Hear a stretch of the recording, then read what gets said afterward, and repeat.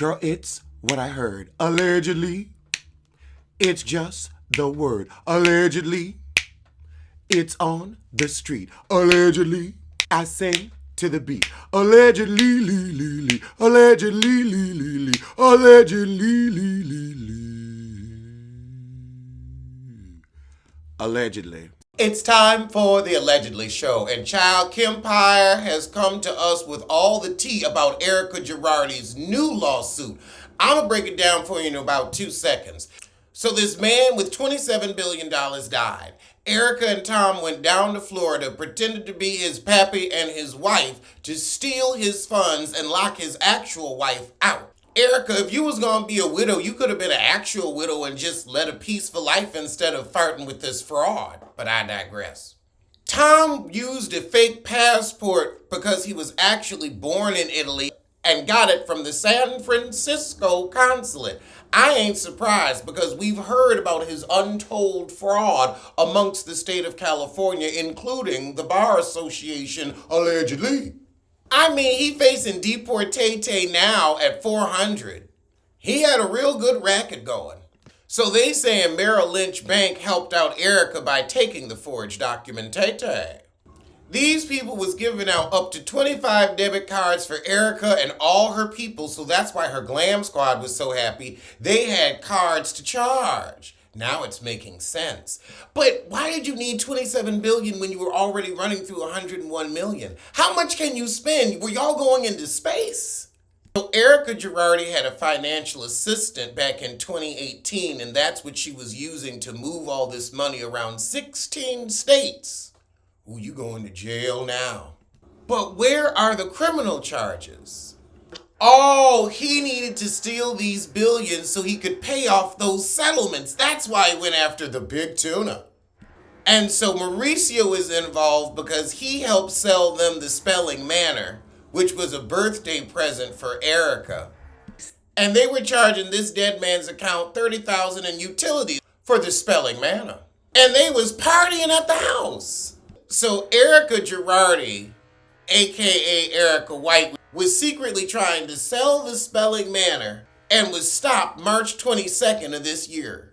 Child, he tried to call the CEO over 104 times to report this massive fraud, and the bank said, we spending your money. They on their Wells Fargo with Wendy. Let me look up who owns Spelling Manor. Okay, now this is interesting.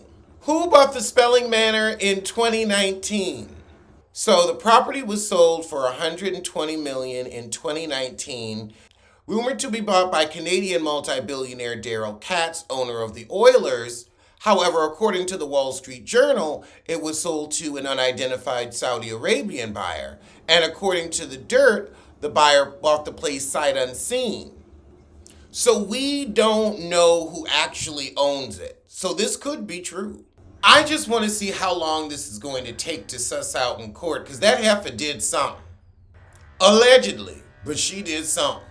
Girl, and we thought Phaedra Parks was a fraud. Then again, she might Phaedra her way out of it. A true queen pin. But shout out to Kempire for giving us a great, long, thorough breakdown. I didn't give you half the information he did because some of it gets real confusing and it ain't about Erika. That's who we focusing on. But shout out to Kempire giving you consistent hot topics and YouTube commentary. But what else is going on?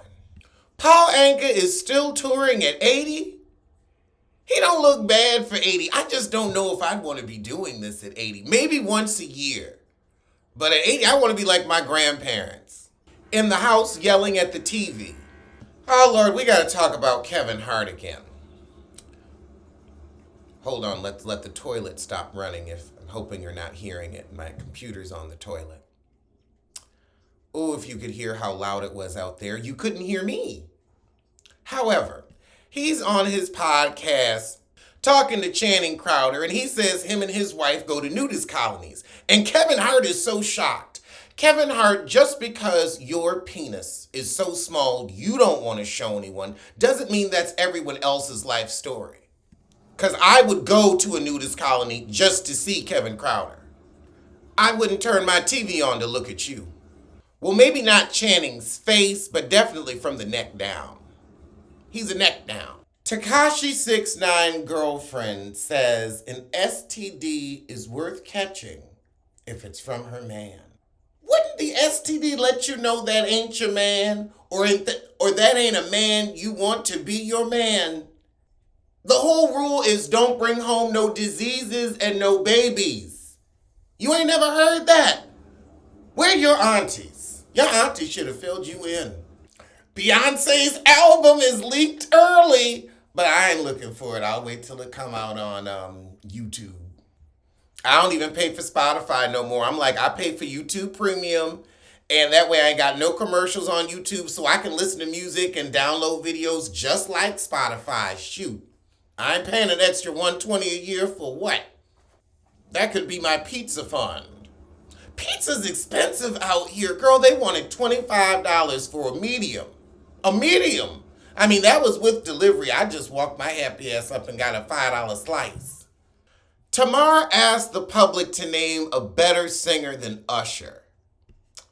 Who is a better singer than Usher that is alive? Because, I mean, we could, automatically Luther comes to mind. Barry White was one of my favorites. You're the first, you're the last, my everything. But who else? I think Seal is an amazing singer, an amazing male singer of our time, a little undersung. Lenny Kravitz, also hit after hit after hit. Maybe not as traditional as you would think, but he could hit you with the ballad. Eric Benet sung our panties off. I mean, they may not have had the hits of Usher, but are we talking about commercial or artistry? Are we talking about hits or vocal ability? Tyrese can sing, Tank can sing. But they don't have the commercial success of Usher, but I don't know. Let me know who you think down in the comments. Say what you want. Are Jennifer Hudson and Common dating? I could see it because neither one of them can make it down the aisle. I could see that. So I could see them being like, you know what? It's about to be cuffing season. Let's get it in early, have some decent Christmas gifts, and we can be free for hot girl and hot man summer by next year.